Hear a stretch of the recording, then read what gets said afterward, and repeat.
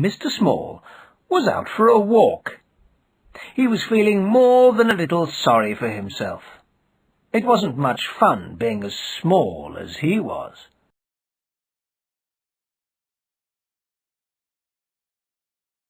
He sat down under a tree and closed his eyes. "I do so wish I was bigger," he sighed. "Much, much bigger," he added. Now, what Mr. Small did not know was that there was a wizard lying down on the other side of the tree. He had stopped for a snooze, and just as he had been dozing off, the wizard had overheard Mr. Small's wish. The wizard smiled to himself. Without even opening his eyes, he muttered some magic words under his breath and then went back to sleep. As Mr. Small lay there, something really quite remarkable happened. Something really quite remarkably magic. Mr. Small began to grow. And grow.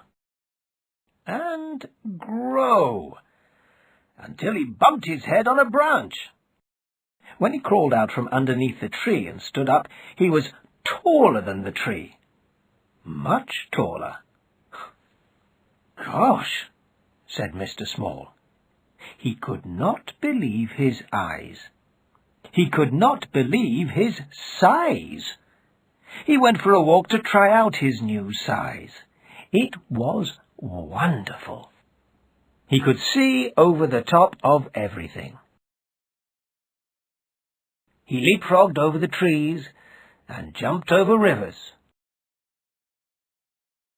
He gave Mr. Uppity the shock of his life. He was stronger than Mr. Strong, noisier than Mr. Noisy, and taller than Mr. Tall. He could even make his fingers meet when he put his arms around Mr. Greedy's tummy. Mr. Small had a marvellous day, and as the sun set, he lay down in a field and went to sleep. As Mr. Small slept, he shrank back to his normal size, for you see, the wizard had only cast a spell that would last one day. When Mr. Small woke up, it was dark.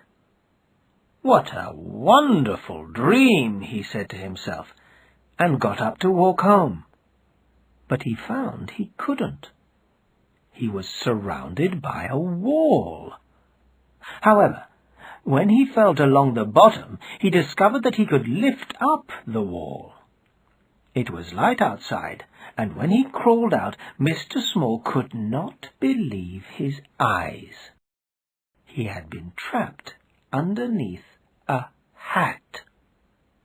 A hat that looked just like his own, but it was much, much bigger. "Well, I never," said Mr. Small. "Maybe it wasn't a dream after all. That sleepy old wizard had forgotten to finish off his spell properly. He had forgotten to make sure Mr. Small's hat shrank back to the right size." Mr. Small now had a 10-gallon hat. A 10-gallon hat for a pint-sized person.